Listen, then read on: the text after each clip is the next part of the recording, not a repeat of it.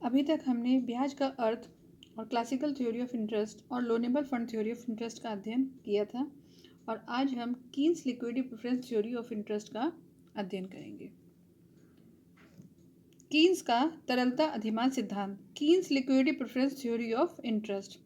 Lord Keynes ने अपनी book the general theory of employment, interest and money, जो publish हुई थी 1936 में ब्याज निर्धारण का एक मौद्रिक सिद्धांत प्रतिपादित किया, जिसे तरलता अधिमान सिद्धांत या लिक्विडिटी प्रेफरेंस थ्योरी कहा जाता है।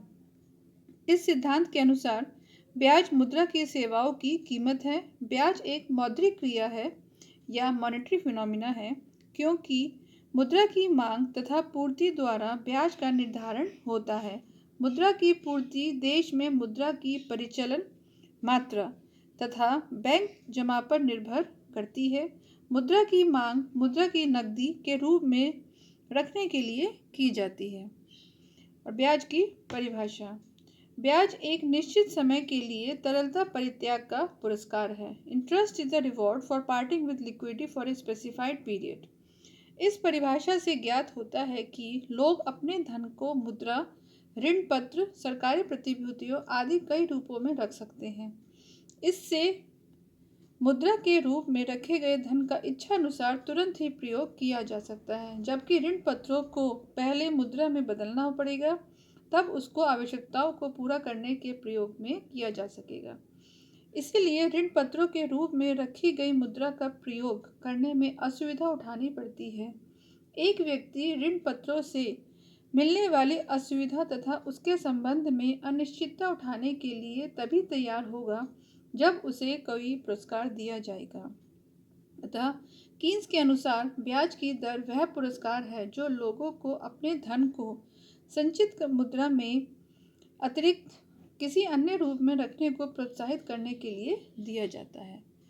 नेक्स्ट है ब्याज का निर्धारण, डिटर्मिनेशन ऑफ इंटरेस्ट। इस सिद्धांत के अनुसार ब्याज का निर्धारण मुद्रा की मांग तथा पूर्ति के द्वारा किया जाता है। फर्स्ट है डिमांड फॉर मनी या मुद्रा की मांग। कीन्स के अनुसार मुद्रा की मांग इसीलिए की जाती है क्योंकि वह सबसे तरल संपत्ति है और प्रत्येक व्यक्ति अपनी संपत्ति को तरल रूप में रखना चाहता है। इसीलिए प्रत्येक व्यक्ति मुद्रा की मांग करता है और इस तरलता परित्याग के परिणाम प्राप्त होने वाला पुरस्कार ब्याज कहलाता है। जितनी अधिक मुद्रा होगी उतने ही अधिक पुरस्कार होगा और जो लोगों की तरलता परित्याग के लिए देना चाहिए। नेक्स्ट है सप्लाई ऑफ मनी या मांग की पूर्ति। मांग की पूर्ति में पत्र मुद्रा और साख मुद्रा आदि को सम्मिलित किया जाता है। मुद्रा की पूर्ति जितनी ही अधिक होगी, ब्याज की दर उतनी ही कम होगी। मुद्रा की पूर्ति जितनी ही कम होगी, ब्याज की दर उतनी ही ऊंची होगी। किसी भी अर्थव्यवस्था में मुद्रा की कुल पूर्ति पर सरकार का नियंत्रण रहता है, इसीलिए एक निश्चित समयावधि में मुद्रा की पूर्ति स्थिर रहती है। नेक्स्ट है कॉजेस फॉर लिक्विडिटी प्रेफरेंस, तरलता पसंदगी के कारण। व्यक्ति अपनी आय को तरल रूप में रखना चाहता है। इसके लिए 3 कारण होते हैं, जैसे फर्स्ट सौदा उद्देश्य, ट्रांजैक्शन मोटिव, प्रिकॉशनरी मोटिव और स्पेकुलेटिव मोटिव। फर्स्ट है ट्रांजैक्शन मोटिव या सौदा उद्देश्य। लोगों की आय एक निश्चित अवधि के पश्चात प्राप्त होती है, जबकि आवश्यकताएं निरंतर उत्पन्न होती रहती हैं, जिसके लिए तरल रूप में मुद्रा रखना आवश्यक होता है। मुद्रा की तरलता उपभोक्ता एवं व्यापारी दोनों के लिए समान रूप से अनिवार्य होती है। नेक्स्ट है प्रिकॉशनरी मोटिव या दूरदर्शिता उद्देश्य। व्यक्ति आकस्मिक घटनाओं जैसे बीमारी, दुर्घटना, बेरोजगारी आदि के लिए भी मुद्रा को तरल रूप में रखना चाहता है। मुद्रा की यह राशि व्यक्तियों के स्वभाव तथा उनके आय स्तर पर निर्भर करती है। थर्ड है स्पेकुलेटिव मोटिव या सट्टा उद्देश्य। सट्टा का अर्थ होता है कि बाजार की अनिश्चितताओं से लाभ उठाना। और इसी में होता है तरलता। नेक्स्ट है तरलता पसंदगी वक्र या लिक्विडिटी प्रेफरेंस कर्व। तरलता पसंदगी वक्र ब्याज दर और मुद्रा की मांगी जाने वाली मात्रा के बीच संबंध को व्यक्त करता है।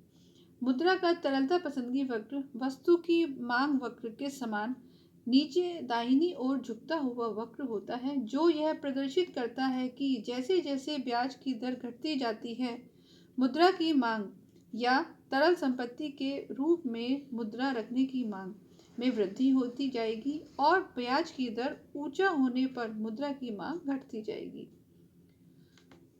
और liquidity preference curve x axis के पैरेलल हो जाता है या लिक्विडिटी प्रेफरेंस वक्र के आधार पर एक्स अक्ष पर समांतर होने का अर्थ यह है कि ब्याज की एक न्यूनतम दर पर लोग अपनी समस्त मुद्रा तरल रूप में रख सकते हैं या पूंजी उधार देना बंद कर देंगे।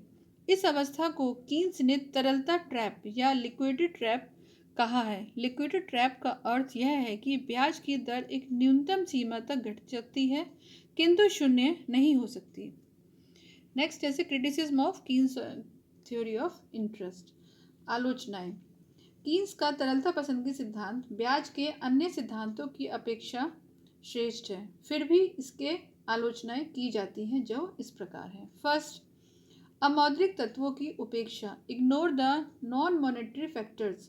कीन्स ने ब्याज को मौद्रिक घटना माना है, परंतु ब्याज दर को अन्य अमौद्रिक घटक जैसे उत्पादकता या मितव्ययिता त्याग भी प्रभावित करते हैं, जिनकी पूर्ण रूप से उपेक्षा की गई है। सेकंड है वन साइडेड या एक पक्षीय। कीन्स का सिद्धांत एक पक्षीय सिद्धांत है। इसमें मांग पर भी अधिक जोर दिया गया है और पूर्ति का उल्लेख तो निष्क्रिय साधन के रूप में किया गया है। थर्ड है शॉर्ट पीरियड एक्सप्लेनेशन, अल्पकालीन व्याख्या। यह सिद्धांत ब्याज निर्धारण की केवल अल्पकालीन व्याख्या करता है, किंतु दीर्घकाल में ब्याज दर के विभिन्न स्तरों को नहीं समझा सकता।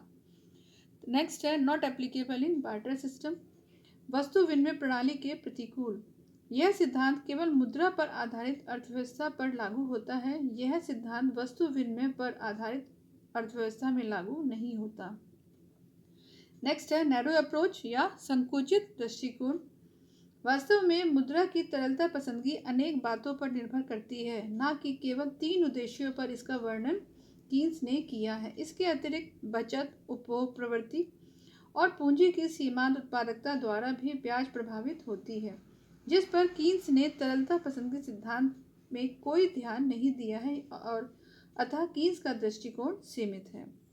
नेक्स्ट है interest is not the reward for parting with liquidity. ब्याज तरलता के परित्याग का पुरस्कार नहीं है। कीन्स ने ब्याज को तरलता परित्याग का पुरस्कार माना है। जब तक मुद्रा का संग्रह न किया जाए तब तक तरलता परित्याग का प्रश्न ही नहीं उठता। अतः ब्याज की दर मुद्रा के संग्रह का पुरस्कार है। और नेक्स्ट कंटिन्यू करेंगे इसके नेक्स्ट लेक्चर में।